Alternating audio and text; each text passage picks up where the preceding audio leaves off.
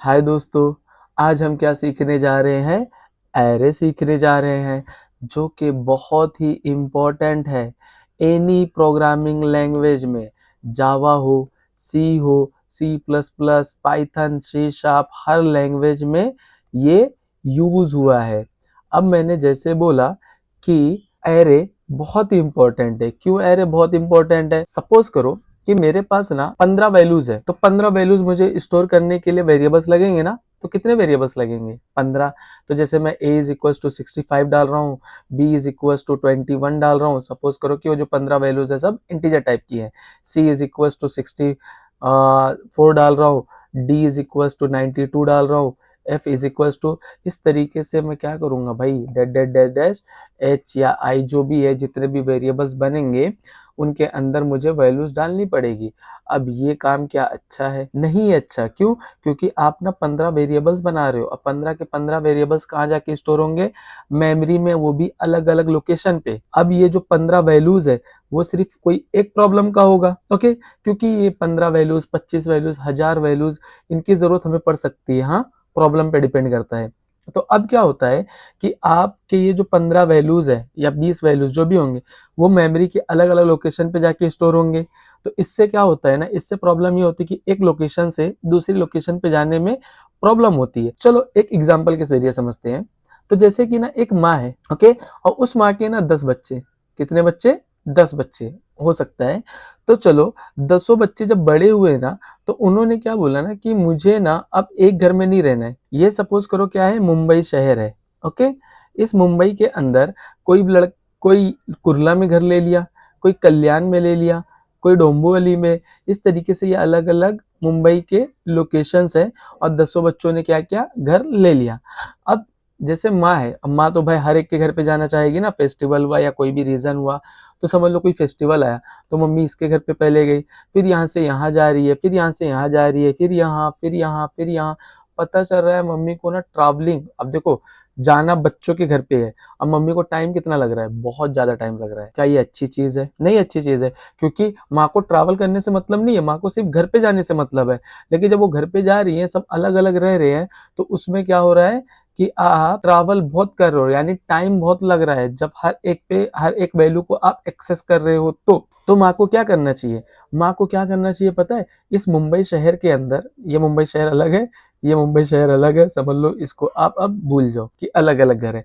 माँ को क्या करना चाहिए? किसी एक लोकेशन पे जाके ना 15 फ्लोर, 10 बच्चे हैं तो 10 फ्लोर की क्या बना देनी चाहिए? एक बिल्डिंग बना देनी चाहिए। क्या बना देनी चाहिए? एक बिल्डिंग बना देनी चाहिए। और हर फ्लोर पे एक एक बच्चे को रख देना चाहिए। ये ग्राउंड फ्लोर, ये फर्स्ट, ये सेकंड, ये थर्ड, ये फोर्थ, 5 6 7 डैश डैश डैश, और ये आ जाएगा लास्ट में 14। 14 ही रहेगा ना last index, last floor number, okay. तो यहाँ क्या हो जाएगा, हर बच्चे को, किसी को यहाँ, किसी को यहाँ, किसी को यहाँ, इस तरीके से स्टोर कर देना चाहिए। अब मम्मी को कितना टाइम लगेगा एक बिल्डिंग के नीचे पहुंचने के लिए? एक बार। उसके बाद वो जिसके भी घर पे जाए, क्या अगर मुझे सेकंड वाले घर पे जाना है, तो क्या मुझे 65 एंड 6 से मिलके जाना पड़ेगा? नहीं, सीधा आप लिफ्ट लेके या सीढ़ी लेके सीधा वहां पहुंच सकते हो, यानी रैंडम पहुंच सकते हो किसी के भी लोकेशन पे, ओके। और इससे क्या होगा, माँ का जो सर्चिंग टाइम है, जो हर बच्चों से मिलने का टाइम है, वो क्या हो जाएगा, बहुत ही कम हो जाएगा, ओके। तो इसी आइडिया के बेस पे क्या आया, हमारा एरे आया। अब आप देखोगे यहाँ एरे होता क्या है। What is an array in Java? In Java N array is a data structure that store a fixed size sequential collection of element of the same data type. अब जैसे कि मैंने आपको बोला कि ये जो बिल्डिंग है, बिल्डिंग के अंदर जो भी वैल्यूज, ये अगर समझ लो बिल्डिंग मैंने किस टाइप का बनाया, इंटीजर टाइप का, तो इसके अंदर सब वैल्यूज कैसे रहेंगे? इंटीजर रहेंगी। जैसे ये बिल्डिंग किसने बनाया? इस माँ ने बनाया, तो इस बिल्डिंग के अंदर किसके बच्चे रहेंगे? इसी माँ के बच्चे रहेंगे। तो यहाँ पे भी यही बोल रही है कि आप ना डेटा को, डेटा ये एक्चुअल में क्या है, सब डेटा है, इनको तुम किस तरीके से स्टोर कर सकते हो? Sequential collection of element of the same data type. मतलब कि आप मल्टीपल डेटा को सिक्वेंशियल कलेक्शन में आप स्टोर कर सकते हो, लेकिन कैसे होना चाहिए? सेम डेटा टाइप, जैसे 0 1 2 3 4 5 6 7। तो यहाँ आपने 9 डाला, तो यहाँ आप C नहीं डाल सकते हो। 9 किस टाइप का डेटा टाइप है? इंटीजर। और C किस टाइप का डेटा टाइप है? कैरेक्टर टाइप का है।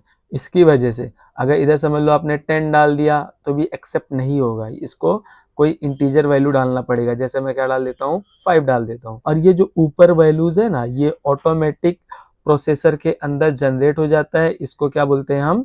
इंडेक्सिंग बोलते हैं। क्या बोलते हैं हम? इंडेक्सिंग। उसके बाद आते हैं, it provides a way to store multiple values under a single variable name access by an index. Okay, जैसे मैंने बोला कि आप इंडेक्स के थ्रू एक्सेस कर सकते हो। और क्या बोल रहा है ये? Provided store a multiple values under a single variable name. Same बात है ना भाई, सही बात है ना। जैसे बिल्डिंग, बिल्डिंग का कितना नाम होता है? एक होता है, लेकिन बिल्डिंग के अंदर जितने फ्लोर होते हैं, तो समझ लो एक बिल्डिंग का नाम है क्या? कमल। तो कमल फर्स्ट फ्लोर, कमल सेकंड फ्लोर, कमल थर्ड फ्लोर। तो कमल क्या है? एक वेरिएबल नेम है और उसके अंदर आप कितनी भी वैल्यूज स्टोर कर सकते हो। तो जैसे इस बिल्डिंग का नाम सपोज समझ लो मैंने क्या दिया? ARR दिया। तो ये क्या हो गया? आपका वेरिएबल नेम हो गया। और इसमें आप कितनी वैल्यूज स्टोर कर लोगे? यहाँ समझ लो 5 है, 10 है, 11 है, 19 है, 61 है, 25 है एंड 21 है। तो इसके अंदर आप 8 वैल्यूज स्टोर किए। ये इंडेक्सिंग 7 है, लेकिन आपके एरे की लेंथ कितनी है? 1 2 3 4 5 6 7 8। तो 8 वैल्यूज आपने एक वेरिएबल नेम के अंडर स्टोर किया। ओके, तो चलो थोड़ा और देखते हैं एरे के बारे में, एरे और क्या कहता है। तो एरे की कैरेक्टरिस्टिक्स क्या है of array in Java? Homogeneous element, मैंने जैसे बताया, आप एक टाइम पे एक एरे के अंदर होमोजीनियस मतलब सिमिलर टाइप के ही डेटा को स्टोर कर सकते हो। तो जैसे 0 1 2 3 4 5 6, यहाँ आपने 9 डाला, 6 डाला, 11 डाला, 25 डाला, 61 डाला, 92 डाला एंड 72 डाला। ये जितनी भी वैल्यूज है इन एरे के अंदर सब किस टाइप की है? इंटीजर टाइप की है। इसी तरीके से समझ लो आपने एक एरे और बनाया, इसमें क्या वैल्यू डाला? 0 1 2 3। यहाँ समझ लो आपने डाल दिया मूव डाल दिया। इसी तरीके से आपने यहाँ डाल दिया राहुल डाल दिया। इसी तरीके से आपने यहाँ क्या डाल दिया? सीड डाल दिया। इसी तरीके से आपने यहाँ क्या डाल दिया? XYZ डाल दिया। ये भी किस टाइप की वैल्यूज है इनके अंदर? जीरो इंडेक्सिंग पे क्या है? मूव स्ट्रिंग टाइप की है। 1 पोजीशन पे क्या है? राहुल, सेकंड पोजीशन पे सीड, थर्ड पोजीशन पे XYZ। ये क्या है? ये किस टाइप की वैल्यू स्टोर कर रहा है? स्ट्रिंग टाइप की वैल्यू स्टोर कर रहा है। और क्या बोल रहा है कि एरे फिक्स्ड साइज का होता है। Once an array is created its size can not be changed, number of element it can be hold. मतलब कि आपने जब एक बार एरे बना लिया तो उसके अंदर जैसे कि 0 1 2 3, मैंने इसके अंदर क्या स्टोर कर दिया? 6 92 61 एंड 55। इसके अंदर सपोज मैं क्या कर रहा हूँ? 45 ऐड करना चाहता हूँ यहाँ, तो ये पॉसिबल नहीं होगा। आपने एक बार 4 साइज की एरे बनाई थी, उसके बाद उसको ना कम कर सकते हो ना उस एरे को आप बढ़ा सकते हो। एक बार बिल्डिंग बन गई है तो उसके ना बिल्डिंग के फ्लोर कम कर सकते हो ना एक्स्ट्रा फ्लोर आप ऐड कर सकते हो, ये कहना चाह रहा है। उसके बाद indexed access, element are accessed using a numerical index starting from 0 to 0 for the first element, 1 for the second element and so on। मैंने जैसे कि बोला, आप जब एक एरे बनाते हो ना तो उसके ऊपर ना इंडेक्सिंग ऑटोमेटिक आ जाता है। 0 1 2 3 4 5 6। अब ये जो एरे है सपोज करो इंटीजर टाइप की है तो इसमें इंटीजर्स वैल्यू होंगी, ऐसे कुछ वैल्यूज होंगी लेकिन सब इंटीजर होंगी। आप अगर स्ट्रिंग टाइप की भी क्या बनाते हो, स्ट्रिंग टाइप का भी एरे बनाते हो तो भी उसकी इंडेक्सिंग क्या रहेगी? न्यूमेरिकल रहेंगी। ओके, ऐसा नहीं है कि स्ट्रिंग टाइप का बनाया तो उसकी इंडेक्सिंग स्ट्रिंग टाइप की आएंगी, वहां पे भी क्या रहेगा? न्यूमेरिक वैल्यूज रहेंगी। वो फ्लोर नंबर है, फ्लोर नंबर हमेशा क्या हो सकती है? न्यूमेरिक हो सकती है। ओके, तो इसके अंदर आप XYZ लिखो, ABC लिखो, तभी भी 0 पे क्या प्रेजेंट है? XYZ, 1 पे क्या प्रेजेंट है? ABC। तो चलो आते हम देखते हैं कि हमारा एरे किस तरीके से हम क्रिएट कर सकते हैं। तो पहला तरीका, यहाँ देखो बहुत सारे तरीके हैं एरे क्रिएट करने के, हम सब एक एक करके देखते हैं। तो यहाँ क्या बोला है कि आप एक एरे बनाए हो, क्या नाम दिया है? इसका नाम नंबर्स दिया है। और वो कितने साइज का बनाया पता है? 5 साइज का बनाया। तो 0 1 2 3, 0 1 2 3 एंड 4 का नाम क्या दिया? नंबर्स दिया है। क्या दिया है? नंबर्स दिया है। तो इस एरे का नाम क्या हो जाएगा? नंबर्स हो जाएगा। और ये स्क्वायर ब्रैकेट लगाया है तभी हमें पता चला कि ये नंबर्स क्या है? एरे है। और न्यू कीवर्ड के थ्रू क्या होता है? एरे क्रिएट होता है। और इंट मतलब इंटीजर टाइप का, और स्क्वायर ब्रैकेट में जो 5 लिखा है ये क्या है? साइज है कि आपका एरे का साइज कितना होगा। तो हमारे एरे की साइज क्या है? 1 2 3 4 5 5 है। इसके अंदर हमने कोई वैल्यूज डाला है, नहीं डाला है, तो बाय डिफॉल्ट इसके अंदर क्या रहेगा, 0 0 0 रहेगा। ओके, ये अगर आप इंटीजर टाइप का एरे बनाते हो और उसके अंदर इनिशियल में कोई वैल्यू नहीं डालते हो तो बाय डिफॉल्ट उसकी वैल्यू क्या रहेगी, 0 रहेगी। क्लियर यहाँ तक। अब आते हैं दूसरा, जैसे हमने क्या किया है, declaring and initialising an array with an values directly. यहाँ हमने क्या किया है, सिर्फ एक एरे बनाया है, क्रिएट किया है, वैल्यू को इनिशियलाइज किया है नहीं। इधर आएंगे हम, यहाँ हम क्या कर रहे हैं, एक एरे इनिशियलाइज कर रहे हैं विथ वैल्यूज डायरेक्टली। तो आप क्या करोगे, दूसरा तरीका है एरे बनाने का। यहाँ क्या है, आप एरे का नाम क्या दिया, इसने नेम्स दिया है। अब ये स्क्वायर ब्रैकेट लगा है तो इसकी वजह से पता चल रहा है कि ये नेम्स क्या है, एरे है। और इस एरे के अंदर 0 1 0 1 2 पहले पोजीशन पे क्या है, अलाइस है, दूसरे पे क्या है, बॉब है, तीसरे पे क्या है, चार्ली है। ओके, इस तरीके से। तो यहाँ क्या हो गया, 0 पे अलाइस, बॉब 1 पे जाएगा एंड सेकंड पे चार्ली जाएगा। इसी तरीके से अब यहाँ आप देखोगे access elements, system dot out print L nums of 0, nums of 0 की बात कर रहा है, नेम्स ऑफ 0 की बात कर रहा है, नेम्स ऑफ 0। तो नेम्स ऑफ 0 पे क्या है, नेम्स ऑफ 0 पे क्या है, अलाइस। तो अलाइस क्या हो जाएगा, आपका प्रिंट हो जाएगा, क्योंकि आपने नेम्स ऑफ 0 को क्या बोला है, प्रिंट करने का है। इसी तरीके से मॉडिफाइंग एलिमेंट, आप मैंने बोला है कि भाई जब आप ना 15 या 20 वैल्यूज है, उन वैल्यूज को आपको क्या करना है, स्टोर करना है किसी एक जगह पे। तो क्या आप जब स्टोर कर दिया आपका काम खत्म, नहीं, आपको जरूरत पड़ सकती है कि उसमें आप अपडेट करो, उसको आप प्रिंट करो, उसको आप और उसके ऊपर आप ऑपरेशन परफॉर्म करो।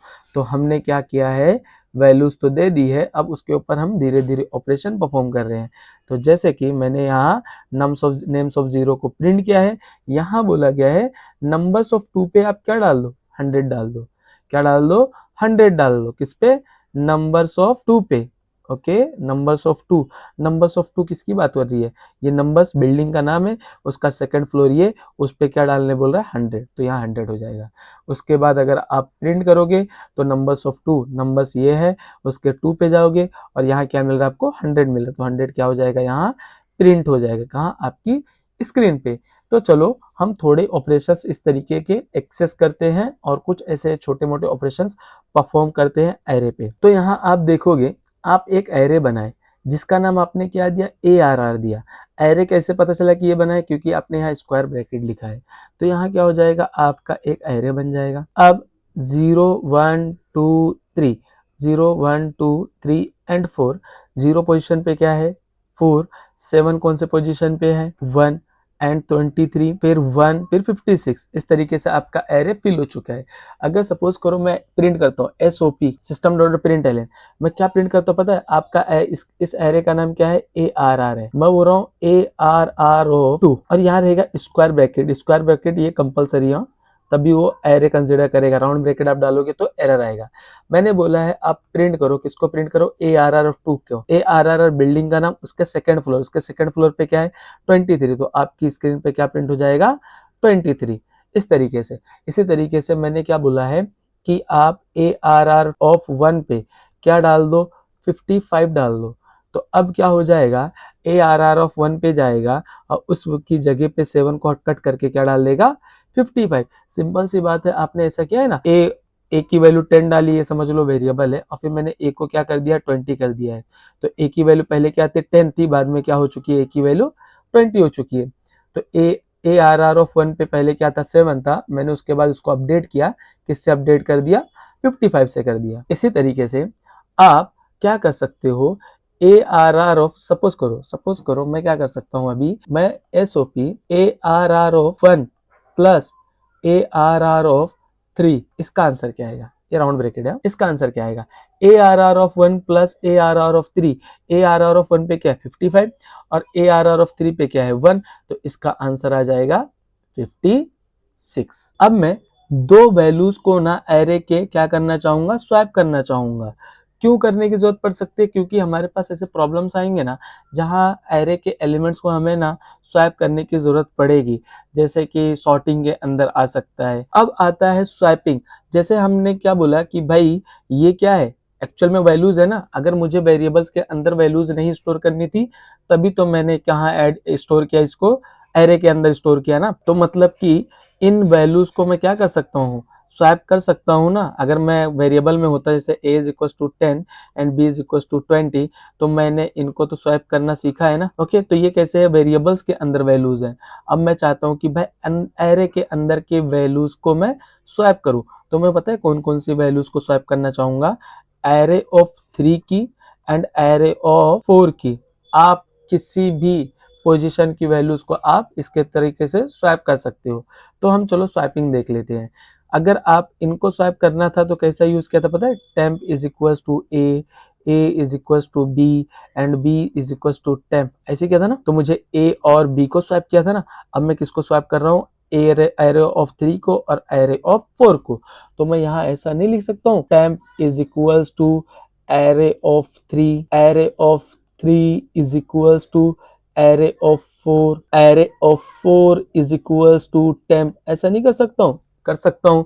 तो चलो लाइन बाय लाइन देखते हैं क्या ऑपरेशन परफॉर्म हुआ है। तो जैसे ये लाइन जब चलेगी ना, तो यहाँ क्या बोल रहा है, temp is equal to array of 3, array of 3 पे क्या वैल्यू है, एरे ऑफ 3 पे क्या है 1 है, तो टेम्प की वैल्यू क्या हो जाएगी 1। जब ये लाइन चलेगी, ये लाइन क्या बोल रही है, एरे ऑफ 3, देखो इक्वल के इस तरफ वाले वेरिएबल को हम ऐसे ही रखना है और इक्वल के राइट हैंड साइड वेरिएबल की हमें वैल्यू यूज करनी है। तो array of 3 is equal to क्या बोला है, एरे ऑफ 4, और एरे ऑफ 4 पे क्या है 56, तो यहाँ हो जाएगा हमारे पास 56। इस लाइन के अकॉर्डिंग एरे ऑफ 3 की वैल्यू क्या हो जाएगी 56। तो मैं यहाँ क्या करता हूँ, इसको कट करके क्या कर देता हूँ 56। उसके बाद हमारे पास ये लाइन चलेगी, ये लाइन क्या बोल रहा है, array of 4 is equal to temp, और टेम्प की वैल्यू क्या है 1, तो एरे ऑफ 4 पे क्या चले जाएगा 1 हो जाएगा। तो आप देखोगे स्वैप हो चुका है।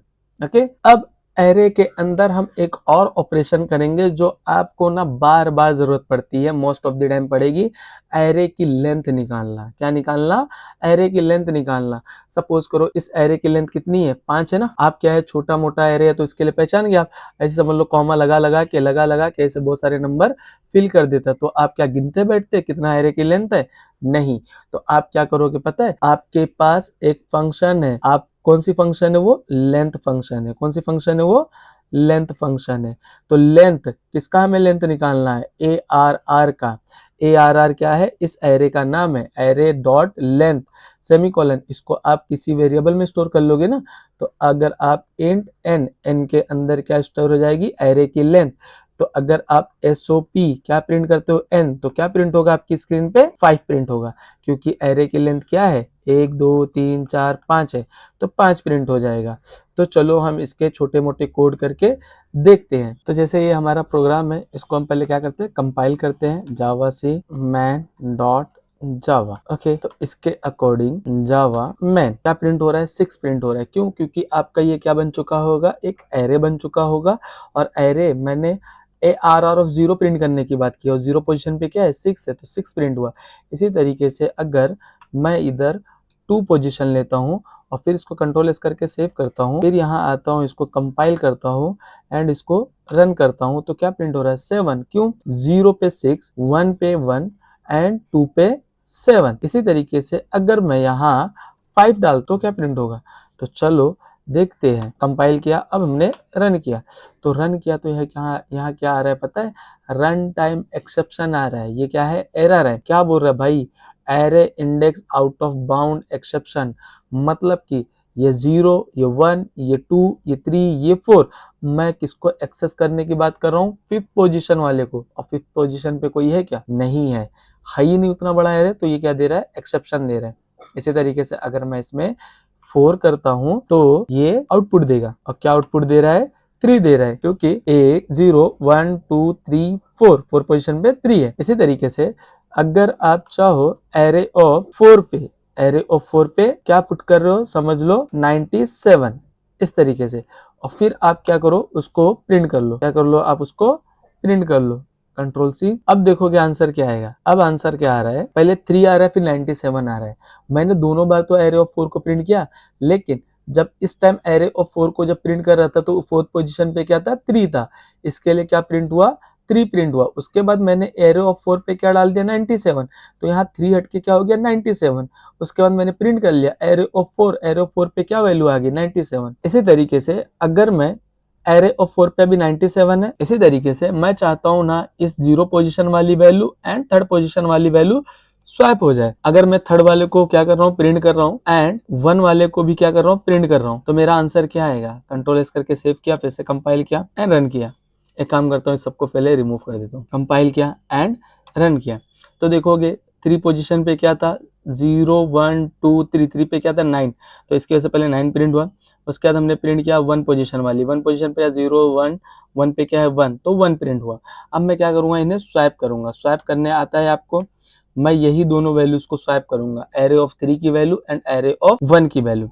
तो कैसे होगा, int temp is equal to array of 3। तो यहाँ देखोगे एरे ऑफ 3 पे अभी क्या है, एरे ऑफ 3 पे 0 1 2 3, 3 पे 9 है एंड एरे ऑफ 1 पे क्या है 1 है। तो यहाँ क्या प्रिंट हो जाएगा 9 एंड 1। उसके बाद यहाँ क्या होगा, स्वैपिंग होगा। स्वैपिंग होने के बाद आपका 3 एंड 1 प्रिंट होगा। 3 पे क्या आ जाएगा पता है, 3 पे आ जाएगा 1 आ जाएगा एंड 1 पे क्या आ जाएगा 9 आ जाएगा। तो कंट्रोल एस करके सेव किया। तो फिर से चलते हैं, हम इसको कंपाइल किए और उसके बाद हम इसको फिर से क्या करते हैं, रन करते हैं। तो यहाँ देखो पहले 9 एंड 1 प्रिंट हुआ, फिर 1 एंड 9 प्रिंट हुआ। ओके, इसी तरीके से हम क्या निकाल सकते हैं, एरे की लेंथ निकाल सकते हैं। तो int n is equal to array dot ARR dot length. इसकी जरूरत हमें बार बार पड़ेगी आगे। और फिर हम क्या करते हैं, मैं किसको प्रिंट करूंगा, n को, और n की वैल्यू क्या है हमारे पास अभी, n की वैल्यू क्या है हमारे पास अभी 5 आ जाएगी। यस, मैं यहाँ क्या किया, n के अंदर लेंथ निकाल लिया एरे की और उसको प्रिंट कर दिया है। तो कंट्रोल इस करके सेव करते हैं। तो आंसर देखो क्या प्रिंट होगा आपकी स्क्रीन पे, 5 प्रिंट होगा। यस, बाकी जो स्वाइपिंग का बताया था उसको, स्वाइपिंग को एक बार खुद से अपनी तरफ से भी चेंज करके देख लो, चलेगा। Thank you.